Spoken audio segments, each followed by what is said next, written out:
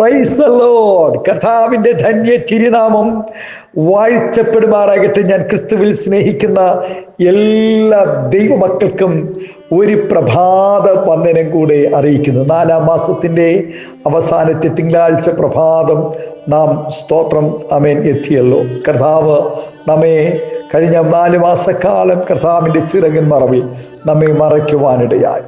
ആമേൻ. അവൻ്റെ ദയ നമ്മെ നടത്തുവാനിടയായി. 117-ാം സങ്കീർത്തനക്കാരൻ പാടുന്നു, നമ്മോടുള്ള അവൻ്റെ ദയ വലുതായിരിക്കുന്നു, യഹോവയുടെ വിശ്വസ്തത എന്നേക്കുമുള്ളത്, യഹോവയെ സ്തുതിപ്പി. അഗതികളോടും നിരാലംബരോടും ദയയുള്ള മനുഷ്യൻ വളരെ ചുരുക്കമാണ്.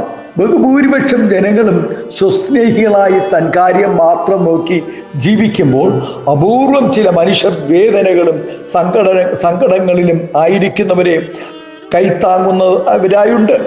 രോഗവും ദാരിദ്ര്യവും പട്ടിണിയും കൊണ്ട് തകർന്നു കിടക്കുന്ന ആലംബഹീനരെയും അശരണരെയും ചേർത്തണച്ച് അവർക്ക് അന്നവും അഭയവും നൽകുന്ന അനേക വ്യക്തികളും സംഘടനകളും ഇന്ന് ലോകത്തിൻ്റെ വിവിധ കോണുകളിലുണ്ട്. ഏത് ദുഷ്ടനോടും നമ്മുടെ ദൈവത്തിന് ദയയും കരുണയുമുണ്ട്.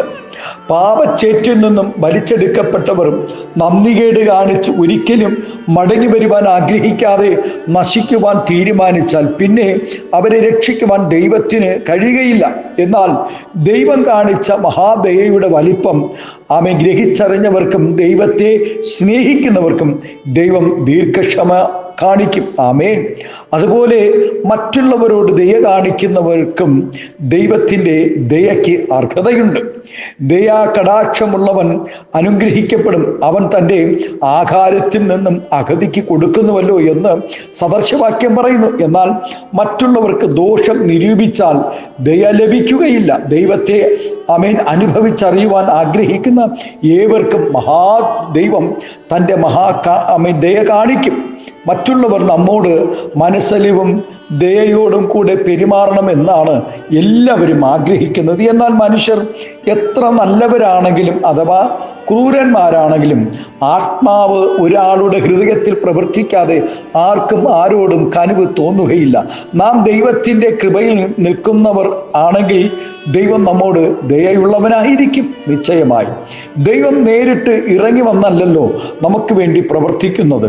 മറ്റുള്ളവരുടെ ദയ നമുക്ക് ലഭിക്കുവാൻ നാം എന്തെല്ലാം തന്ത്രങ്ങൾ മെനഞ്ഞാലും, നാം എത്ര സാധുവാണെന്ന് അഭിനയിച്ചാലും, പ്രസംഗിച്ചാലും, കത്തുകൾ എഴുതിയാലും ദൈവം മറ്റുള്ളവരുടെ ഹൃദയത്തിൽ തോന്നിപ്പിച്ചില്ലെങ്കിൽ നമുക്കൊരിടത്തു നിന്നും ഒരു സഹായവും ലഭിക്കുന്നതല്ല.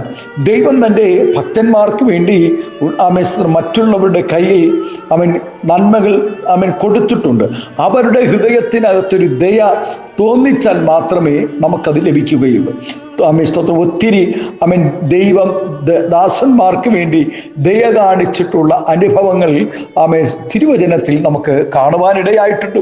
യോസഫിനോട് താൻ കാരാഗൃഹത്തിൽ വെച്ച് സ്വപ്നം വ്യാഖ്യാനിച്ചു കൊടുത്ത വ്യക്തിയോട് ദയ കാണിക്കണമെന്ന് അപേക്ഷിച്ചിട്ടും പ്രയോജനമുണ്ടായില്ല. എന്നാൽ കാരാഗൃഹ പ്രമാണിയുടെ ഉള്ളിൽ ദൈവം പ്രവർത്തിച്ചപ്പോൾ മാത്രമാണ് യോസഫിന് ദയ ലഭിച്ചത്. യെരൂശലേം തകർന്നു കിടക്കുന്നതറിഞ്ഞ് ഉപവസിച്ച് നിലവിളിച്ച നെഹമ്യാവിനോട് ദൈവത്തിന് ദയ തോന്നിയത് കൊണ്ട് അവൻ്റെ അപേക്ഷ പ്രകാരം സകല കാര്യങ്ങളും ചെയ്തു കൊടുക്കുവാൻ ദൈവം രാജാവിൻ്റെ ഹൃദയത്തിൽ പ്രവർത്തിച്ചു.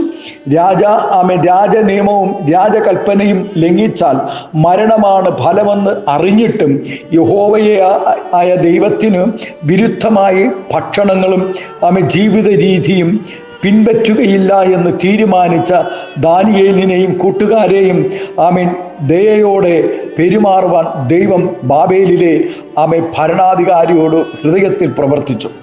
എന്തിനേറെ ഈ ഭൂമിയിൽ നമ്മുടെ അരിമനാഥനായ കർത്താവ് ദയ കാണിച്ചതുപോലെ ആർക്കും ദയ കാണിപ്പാൻ കഴിയുകയില്ല.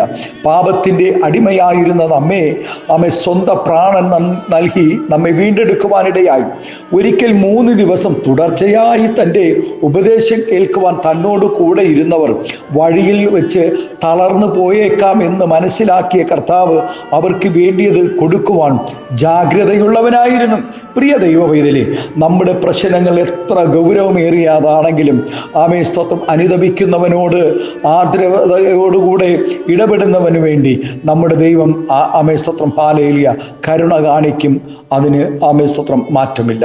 ആകയാൽ ന്യായം പ്രവർത്തിപ്പാനും ദയാ താല്പര്യനായിരിക്കാനും നിന്റെ ദൈവത്തിൻ്റെ സന്നിധിയിൽ താഴ്മയോടെ നടപ്പാനും അല്ലാതെ എന്താകുന്നു യഹോവ നിന്നോട് ചോദിക്കുന്നതെന്ന് തിരുവചനം വ്യക്തമാക്കുന്നു. അതേ ദൈവ പൈതലേ, മഹാദയാലുവായ ഒരു ദൈവം ഈ പ്രഭാതം നമുക്കുണ്ട്. അതെ, ഇന്ന് ദയ കാണിക്കുന്ന, കരുണ കാണിക്കുന്ന ഒരു ദൈവം നമുക്കുണ്ട്. നമ്മോട് ദയ കാണിക്കുന്ന ആ ദൈവസന്നിധിയിൽ ഇന്ന് പകൽക്കാലം നമ്മുടെ കണ്ണുകളെ അടയ്ക്കാം, നമുക്ക് പ്രാർത്ഥിക്കാം. സ്വർഗീയ പിതാവേ, സ്നേഹവാനായ ഞങ്ങളുടെ നല്ല ദൈവമേ, അനുഗ്രഹവും പ്രശാന്തമായ നല്ല പ്രഭാതത്തിനായി നന്ദിയോടെ സ്തോത്രം ചെയ്യുന്നു. നാഥ, നമ്മോടുള്ള ദൈവത്തിൻ്റെ ദയ വലുതായിരിക്കുന്നു. യഹോവയുടെ വിശ്വസ്തത എന്നേക്കുമുള്ളത്. യഹോവയെ സ്തുതിപ്പീനെന്ന് ഭക്തൻ ഈ പ്രഭാതം പാടുമ്പോൾ, നല്ല കർത്താവേ, ഞങ്ങൾ യഹോവയെ സ്തുതിച്ചുകൊണ്ട് വിശുദ്ധിയോടെ, വേർപാടോടെ, വിശ്വസ്തയോടുകൂടെ ദൈവത്തിൻ്റെ ദയക്കായി ഞങ്ങൾ നിലനിൽക്കുവാൻ കർത്താവേ, ഈ വചനം ഈ ആലോചന ഞങ്ങൾ ബലപ്പെടുത്തണമേ എന്ന് പ്രാർത്ഥിക്കുന്നു. ഈ ശബ്ദം ശ്രവിച്ച എല്ലാ ദൈവ കുഞ്ഞുങ്ങൾക്കായി സ്തോത്രം ചെയ്യുന്നു. എല്ലാവരെയും അനുഗ്രഹിച്ച് പ്രാർത്ഥിക്കുന്നു. ആത്മീയമായ, ഭൗതികമായ എല്ലാ നന്മകളും അനുഗ്രഹങ്ങളും സമാധാനവും സന്തോഷവും ആരോഗ്യം ദീർഘായുസ്സും കൊടുത്ത് നിറയ്ക്കണം, മഹത്വം എടുക്കണം. യേശുവിൻ്റെ നാമത്തിൽ കൃപയോടെ പ്രാർത്ഥന കേൾക്കണമേ, സ്വർഗീയ നല്ല പിതാവേ. Amen, amen. Thank you. God bless you. എല്ലാവരും ദൈവം ധാരാളമായി അനുഗ്രഹിക്കട്ടെ. Thank U.